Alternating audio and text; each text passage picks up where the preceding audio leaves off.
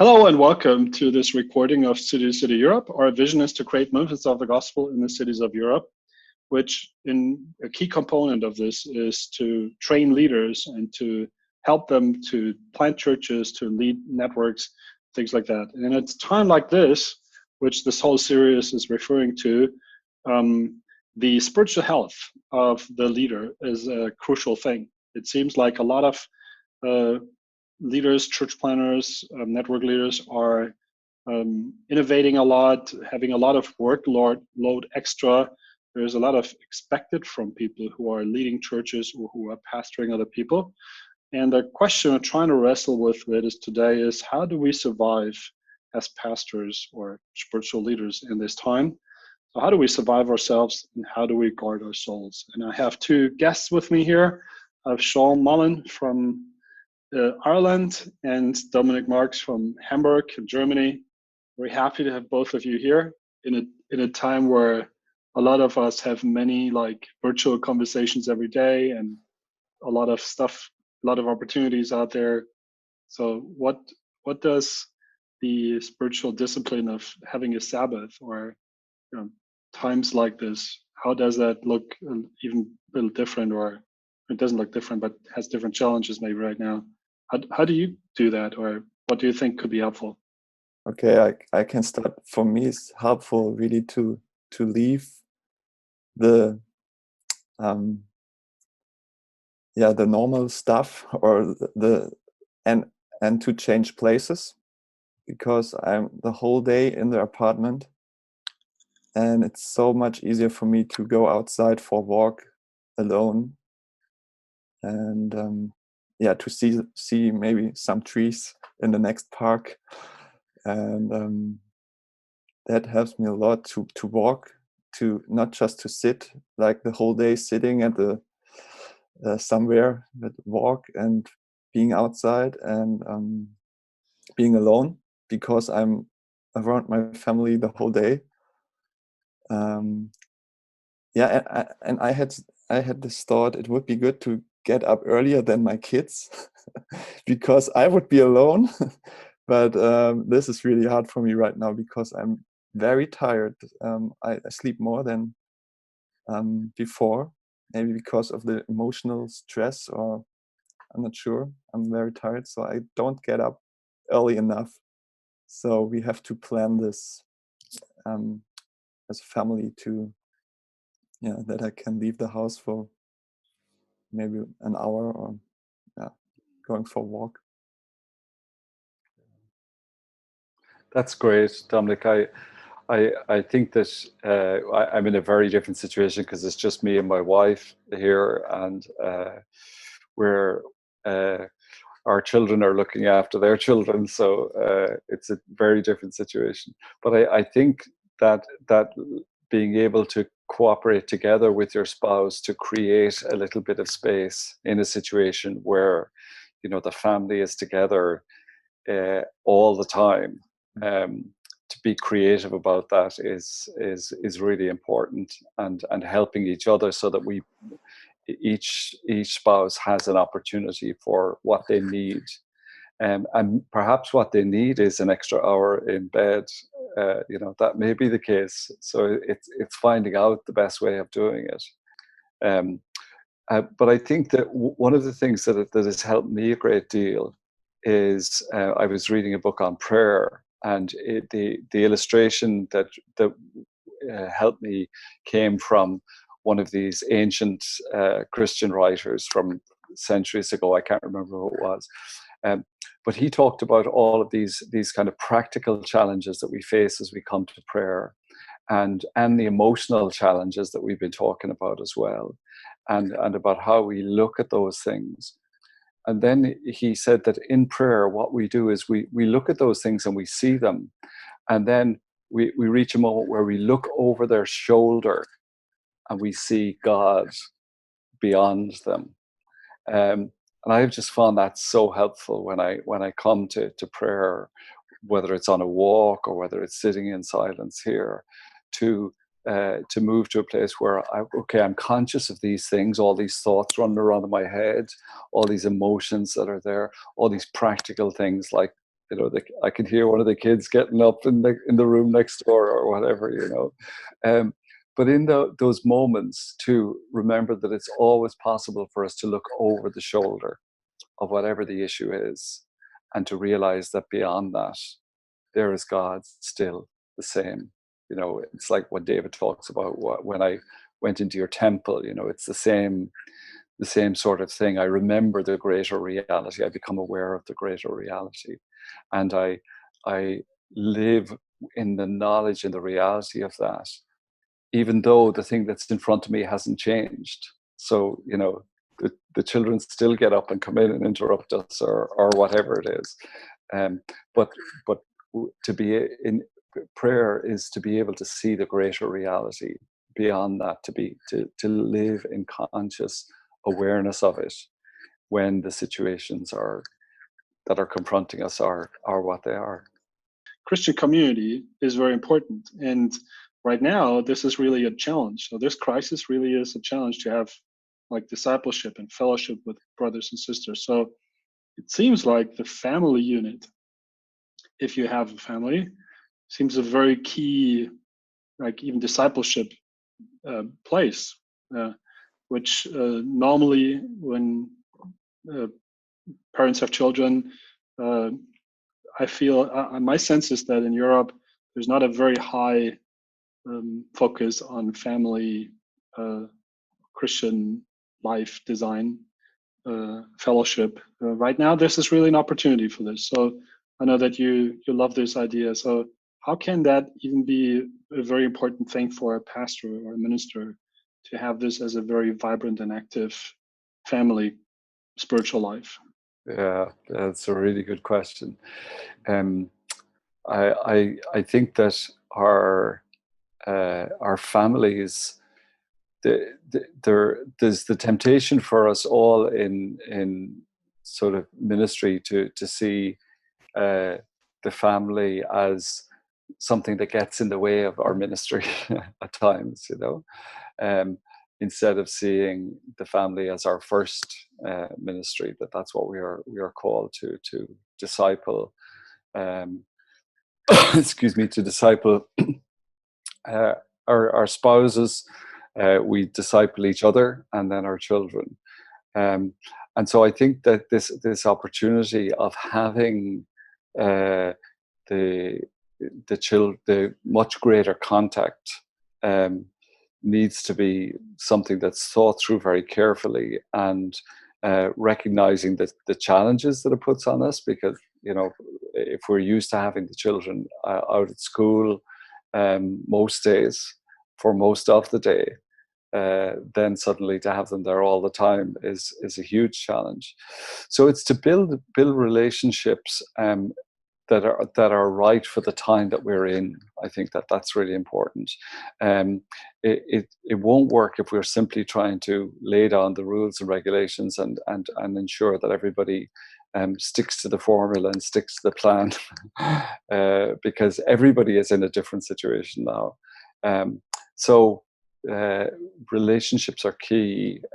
Listening carefully, being willing to give our children, especially, and our spouses, the time that is needed to hear what they're really saying, to recognize that they're all experiencing what we're experiencing at some level. It's different, but it's the same as well. It's disruption for everybody. It's loss of the familiar.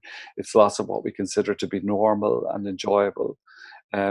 So quietness, an ability to listen, to pay attention, to discern, and even in that, prayer comes into it, because we receive, if we give ourselves to that, we receive the wisdom of God to be able to discern what's actually going on here. What's the real problem? What's the problem behind the problem? And to be able to go with the person to travel towards a solution to the problem, whether it be the 3-year-old who's lost her toys or whatever, to the child who's worried about when the exams are going to happen, or if they're going to happen. I think quietness, discernment, attention, listening again, all the kind of things that Jesus teaches us to do, and like the Sermon on the Mount, that being very careful about things like anger and impatience and anxiety and all of those things, and learning not to transmit those things to our children. Yeah. Dominic, I know that the language of family is something very valuable for you in the relationship with God. So being a son of God, having a father, having an older brother who did all that for us. So how do you, what feelings in this time here are, what do you have to remind yourself in times, like this, to come back to that reality that God is there and to rest in Him? What is that you, from the gospel, from that father and son language, that you need to remind yourself of? Big question. Yeah, I stuck with the family life because our 3 boys are very wild and fight a lot, and I get frustrated a lot with them because they are so wild. And I like it, of course, as a father, that they are not too calm, but having them around us all the day and yelling and hurting each other and cursing each other and all that, it's like the identity problem with my work. It's like God says always to me, okay, this is not you are not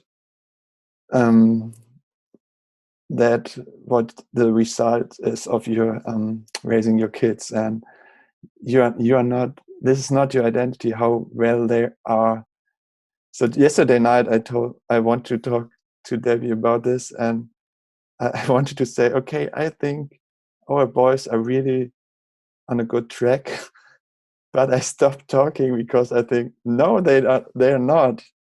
And this really frustrates me, that I think, oh man, there's so much stuff coming out of them I don't like, and it shows me a lot how I treat them, because they, of course, they mirror you a lot. And when I come to this point and I'm frustrated and I'm overcritical against them, and it just in this negative mood, you see them and you think, oh, go away, or I want to leave house as soon as possible.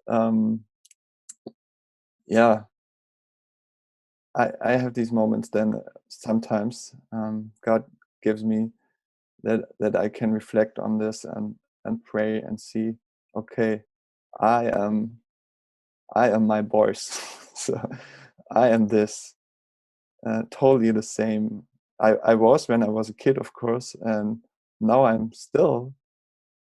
And my Father in heaven he's the Father I need and they need. Because I don't know how he's doing this. And I reflect on this during Easter, how Jesus can bear all this craziness and sin and proud, and how can God bear this as our Father, and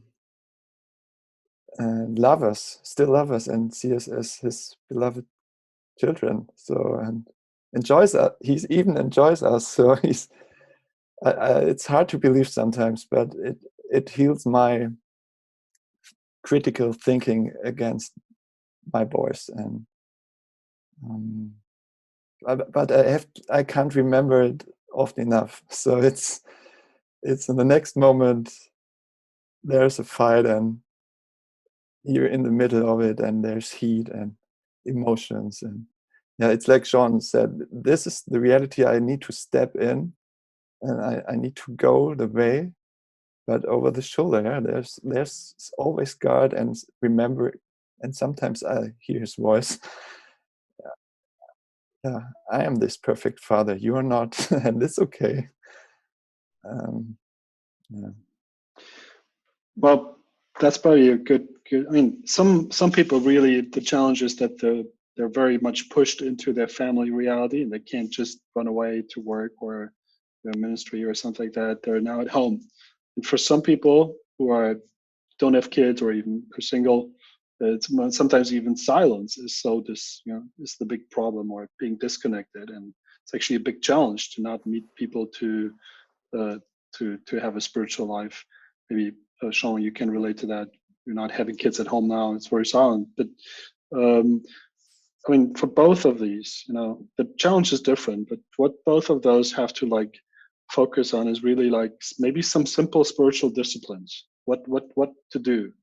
So maybe both of you can give maybe one or two examples of your own life, what you do or what you think it would be helpful, as an element of a daily or weekly routine of something that some passage or something like that we must do, that is like a non-negotiable. I think Tim Keller, in his talking about this this last week, he was very clear that we will not survive without these things. So what are these things in your life, or as an example, what you think could be possible? For me, going back to what Dominic was talking about, because I remember when our kids were that kind of age, and those fights and the anger and all of that, and I just can't imagine what it would be like if we had been locked in with them for a month or something like that. No idea what would have happened. But one of the things that we have learned, and I seek to do this even now with Anna in our own relationship, is that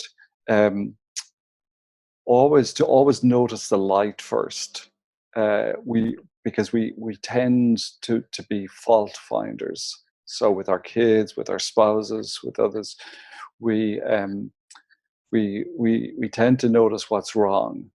But the Jesus follower, for me, believes that everyone is created in the image of God, and that God is at work in people's lives even before that they understand that He is at work or have responded to it.